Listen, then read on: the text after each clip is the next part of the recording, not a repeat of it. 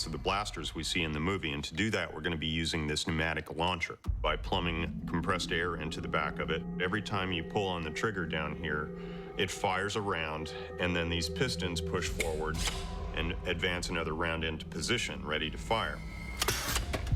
Ow!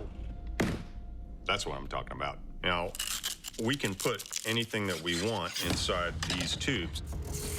So I'm going to be experimenting to find out what we can fit in there that accurately replicates the performance of what we see in the movie and hopefully doesn't hurt us at the same time. In theory, by altering the air pressure powering his gun, it looks like that's about 350 PSI. Jamie will be able to match the movie specs with his non-lethal ammo.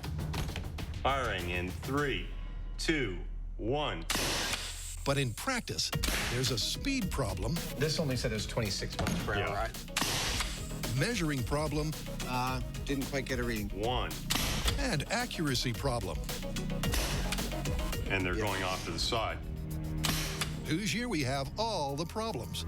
Our first laser blasts don't fly straight, and we can't get a reading on how fast they're going, so there's still some problem solving to do. We may end up going with a totally different solution. We don't know at this point. So while the team locates the drawing board, Darth Heineman and Jedi Savage go head-to-head in a lightsaber duel to tackle the myth of higher ground.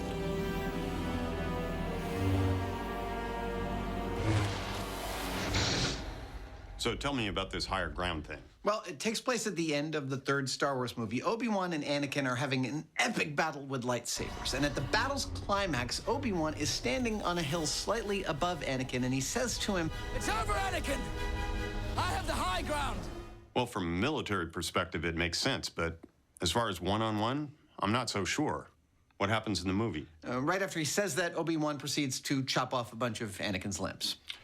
So the myth is that if you have higher ground, it's guaranteed you'll win. Exactly. Ready to do some sword fighting? Sure. Anakin versus Obi-Wan, a pivotal moment in the Star Wars canon. An epic battle that results in the birth of Darth Vader. But is topography really the deciding factor? Now, Jamie and I are going to be battling with swords, but it begs the question, how do you determine who wins? Well, we think with lightsabers, it's pretty straightforward. First touch wins, really, because anything you touch with a lightsaber, you're pretty much taken home as a keepsake. And I believe I have an idea for determining definitively who wins each of our sword battles.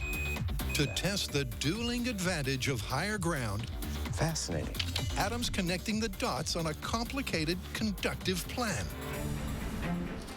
Mindbender. Once revealed, it will clearly show who wins each battle, Ding. thanks to bright lights lit up by a lightsaber Blue and yellow it is.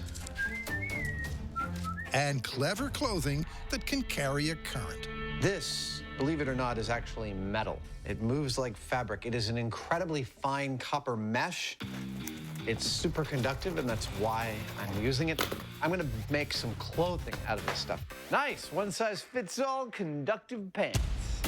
With the copper conductive clothing complete, Oh, yeah.